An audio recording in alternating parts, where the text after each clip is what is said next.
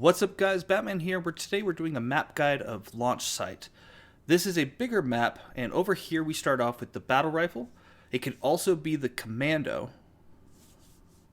And then as we go up this side ramp inside the bunker where we spawned, there's going to be a cinder shot, which could be a rocket launcher, as well as a fusion coil, which you can use to attack enemies or vehicles. And then over here we're going to have the sniper rifle. Now this one is the shock rifle, but it could also be the stalker rifle. Now coming down here, you have the warthog,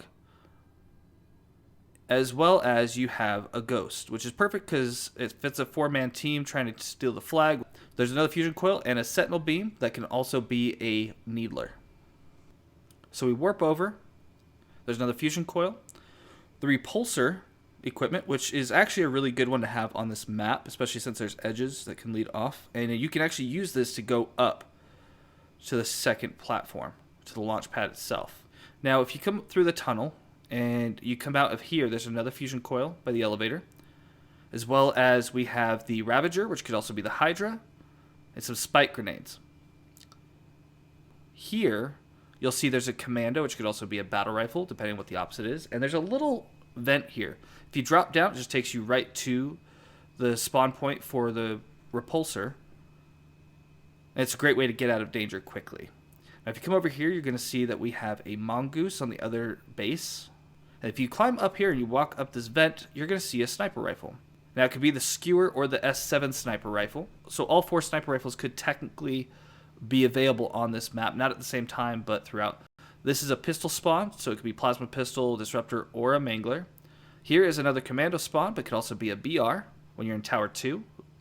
Over here you have a shock coil, which can actually disrupt vehicles and make them pause and freeze for a minute, just like the dynamo grenades do.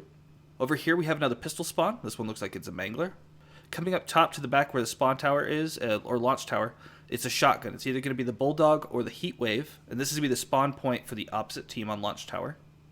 This is a good room for hiding or fighting or getting away. There's a lot of different entrances and exits. Over here you got a ramp that leads to the main road. And then if you go down over here, you see the overshield. Now this is probably about the halfway point. Here's another fusion coil. This can also be invisibility, and it's usually a highly contested item, especially when it's overshield. Coming up here, you see that there is a grapple shot. I've also seen the threat detector there. Threat sensor, sorry. Here's another pistol spawn. It's a disruptor.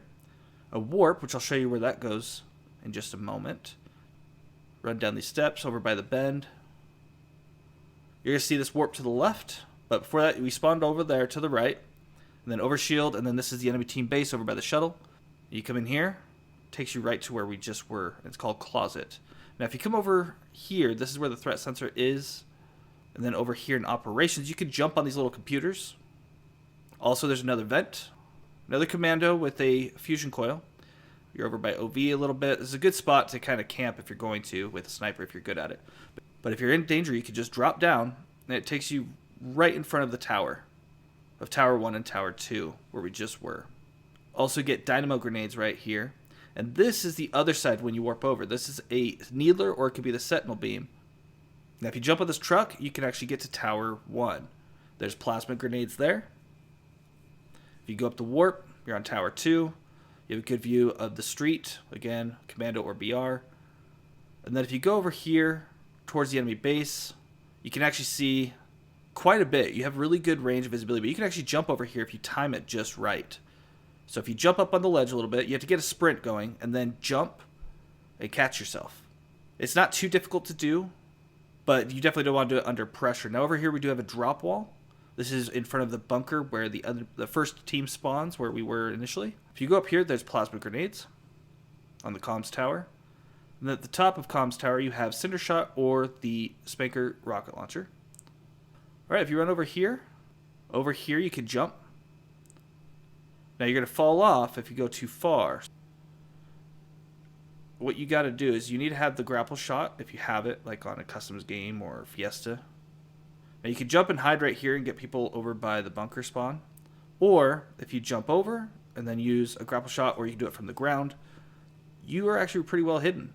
But if you jump, you will fall. So you can jump here again. Let's see. Yep. So you're back here, and you can actually see all the way there, and you're more level with it. And they're not going to be expecting you to be back there. It's going to give you that soft kill timer, but if you go past it by crouching, you can actually go all the way over here where you can hear some wolves howling and above the water. You can actually see a little bit more of the tower than you normally would from any of the other spots over here. Now, I haven't tried this part yet in terms of trying to snipe from there, but I do think it could be a very viable place if you're not seen right away and you move right after getting at least 1 or 2 kills. And you can jump up here. You'll have pretty good sniper vantage point. You can even walk all the way out to the little ledge over here, and you can see the launch pad all the way over there and the warp zone, as well as the little corner to Tower 1. You don't really see much more beyond that. And you're too exposed, so I don't recommend doing it, but just in case you need to, or if it's a 1v1, whatever the situation might call for. And now we're over at the launch pad. There is another jump you can do right here, but it has to be with the grapple shot. And that is this little gray bar. You can kind of walk on it. And so you might be actually free and safe from grenades if you're hiding. This would be really good on Fiesta if you have it, because it doesn't spawn normally.